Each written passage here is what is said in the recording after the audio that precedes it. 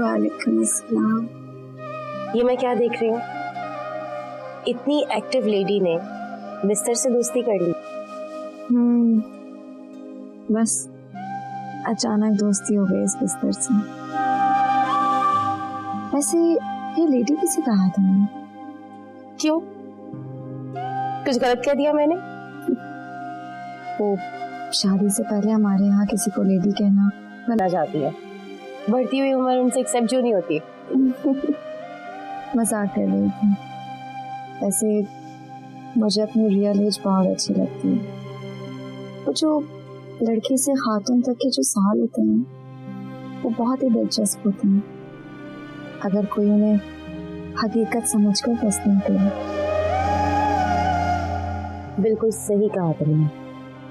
माशाल्लाह स्मारा, तुम्हारी सोच जो है ना बहुत ही प्योर है और मैं ये चाहती हूँ कि तुम बहुत जल्दी ठीक हो जाओ और छोड़ो इस बिस्तर की जान।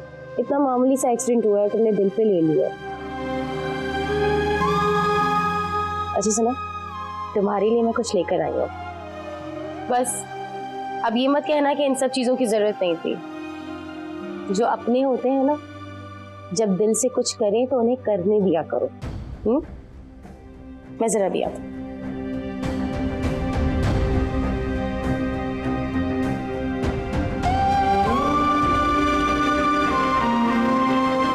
काश मैं भी जिल्लत की इस इंतहा से गुजरने के बजाय जहर का प्याला ही पी रही थी।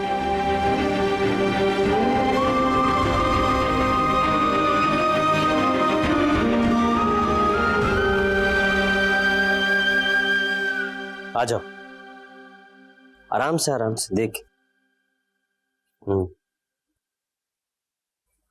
अम्मी, तिलावत। क्या हुआ? क्यों इतना चीख रहे हो? अम्मी, अंबर की तबीयत ठीक नहीं है। डॉक्टर ने इसको जो है प्रॉपर बेड रेस्ट का कहा है। ठीक है ना, जितना भी काम करती थी फिलहाल वो भी बंद कर दिया। और ये तिलावत कहाँ है? तिलावत। जी भाई। अच्छा ये काम करो, ये फ्रूट्स हैं, इनको काटो और इसकी फ्रूट चाट बनाकर भाभी को खिलाओ। और ये देसी मुर्गी है, इसकी यखनी बनाकर भी भाभी को 1 घंटे बाद खिलानी है। ठीक है जी। चलो देख के आना।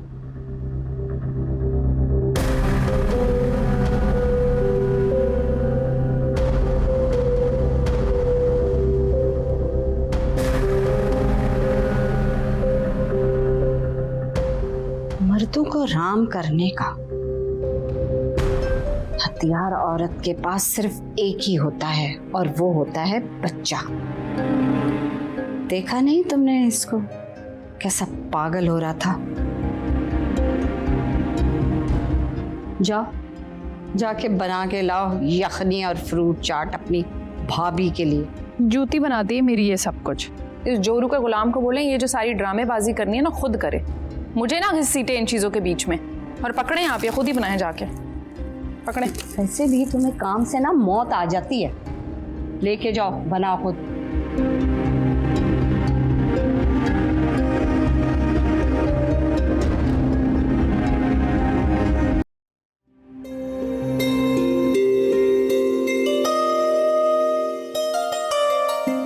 अस्सलाम वालेकुम ममानी। वालेकुम अस्सलाम, जीती रहो। अच्छा भाई तुम लोग बातें करो, मैंने टैक्सी लेकर आती हूँ। ठीक है? नहीं, आप लोग को टैक्सी में जाने की क्या जरूरत है? मुझे जरा सब्जी मंडी जाना है। अम्मा रुक जाए ना, हम सब इकट्ठे चलते हैं। तो फिर सामान कौन लेकर आएगा? फिर मुझे घर से जाना पड़ेगा। चल बेटा तू इसे साथ ले जाना ध्यान से, ठीक है? अल्लाह हाफिज।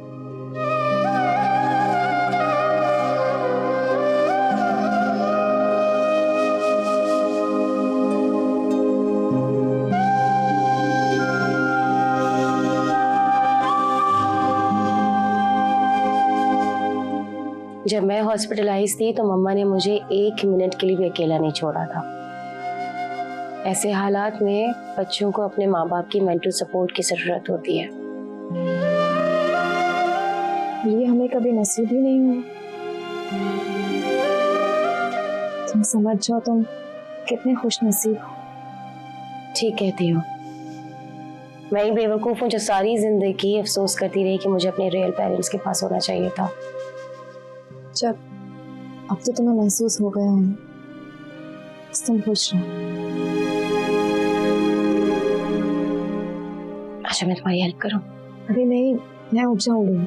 स्मारा मुझसे किस बात की फॉर्मेलिटी दिखाती हो तुम? आओ।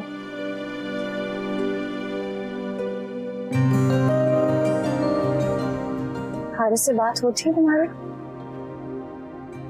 वो बात ही नहीं करता मुझसे, तो तुम खुद कर लिया करो। स्मारा मैंने कोशिश की थी, लेकिन तुम जानती हो मुझे क्या फील हुआ? मुझे ऐसा फील हुआ जैसे मेरी सेल्फ रिस्पेक्ट हर्ट हुई है। अर्शी, इन रिश्तों में सेल्फ रिस्पेक्ट नहीं होती है, सिर्फ मोहब्बत होती है। लेकिन मेरा मानना है जहाँ इज्जत ना हो ना, उधर मोहब्बत भी कोई काम नहीं दिखाती। हारिस ऐसा बिल्कुल भी नहीं है कि वो इज्जत ना दे।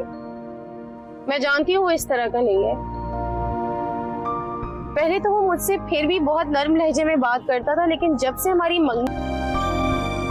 गलतफहमियों का अंबार लग जाता है और उसे साफ करते करते रिश्तों की नाजुक डोर टूट जाती है। डायरेक्ट शादी करनी चाहिए।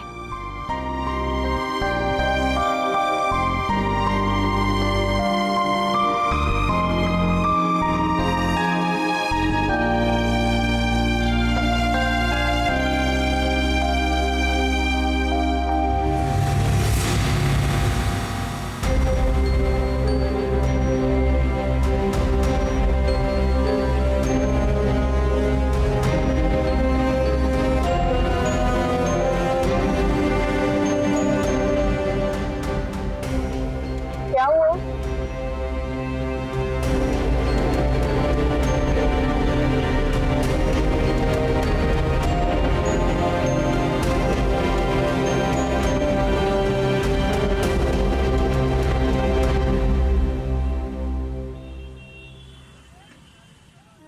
अस्सलाम वालेकुम मोमानी। वालेकुम अस्सलाम। आप कब आई? बस अभी थोड़ी देर पहले। और कैसी हैं आप? बिल्कुल ठीक हूँ बेटा। तुम्हें पता है मैंने तुम्हारी पसंद के बन कबाब बनवाए। थैंक यू मामा, बस मैं वो ही खाऊंगी और अब खाना नहीं खाऊंगी। अरे ये क्या बात हुई? तुम्हें चावल पसंद है तो वो भी बनवाए तुम्हारे और बिया के लिए, क्योंकि साकिब तो चपाती प्रेफर करता है ना। अर्शी को बन कबाब पसंद है? जी मोमानी। अरे यार, बन कबाब के सामने तो ये सारी चीजें गोल कर जाती है, कुछ नहीं खाती। अब जितनी डाइट है उतना ही खाऊंगी ना, उससे ज्यादा तो नहीं खा सकती। बिल्कुल ठीक कह रही है, मैं तो खुद बड़ी डाइट कॉन्शियस हूँ भाई। इसलिए तो माशाल्लाह माशाल्लाह। वैसे सही कह रही हैं आप भाभी, ऐसी फीलिंग ना मेरी भी आती है जब थोड़ी सी ओवर ईटिंग हो जाए तो। मोमानी, हारिस कब आया? हारिस तो अभी नहीं आया बेटा।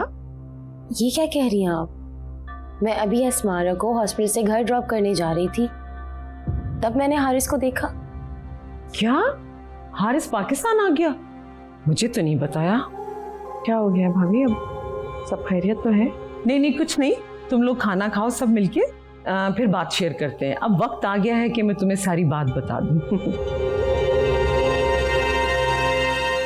नहीं भाभी, आप अभी बताएं, मुझे क्यूरियोसिटी हो रही है, हुआ क्या है? अरे मेरे होते हुए तो खैरियत ही खैरियत है। खाना खा लो फिर बताती हूँ सब, कोई बात नहीं है। खाना बाद में खा लेंगे, पहले आप बताएं।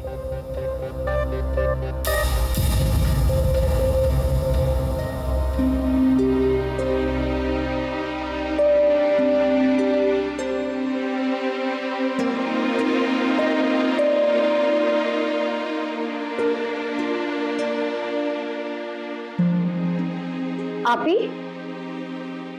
आप कब वापस आई? सभी आई हूँ। कैसी तबीयत है अब? मैं बिल्कुल ठीक हूँ, तुम परेशान नहीं हो। देखो ना, मैं खुद चल कर आई हूँ। मुझे आवाज दे देती हैं आप। हालांकि आपको छोटी चोटें लगी, लेकिन वीकनेस तो होगी ना। परेशान है, अब मैं ठीक हूँ। और ये अम्मा कहाँ है? मुझे तो अर्शी छोड़ने आई थी। अरे आप रो क्यों रहे हैं? बेटा, आज मैं अगर अपने पांवों पे खड़ा होता ना, तो तुम अस्पताल में बेयार मददगार नहीं होती। अब मैं अकेली तो नहीं थी, अम्मा थी, फरवा थी, फरीहा और अर्शी सभी तो थे। फरवा तुम बताओ। फरवा, अब्बा को हौसला देने के बजाय तुम भी मुंह लटका कर बैठ गई। माँ कहाँ है तुम्हारी? तुम्हारे साथ क्यों नहीं आई? वो तो सब्जी लेने चली गई थी। आप ही, लेकिन घर में तो पहले से सारी सब्जियां हैं। अरे उसे तो खबरें इकट्ठी करनी है लोगों की, वो ऐसे ही बहाना बना कर गई है। अब्बा, यहाँ के लोग ऐसे नहीं हैं। यहाँ तो सालों सालों बाद एक दूसरे को अपनी शक्ल दिखाते हैं। ये पुराना मोहल्ला थोड़ी है। बेटा माँ तो तुम्हारी वही वाली है ना, पहले वाली। उसे तो बस बाजारों में बिला वजह घूमना होता है, टिक कर बैठने वाली तो है नहीं तुम्हारी माँ। छोड़ें अब्बा, जाने दें। मैं देखती हूँ।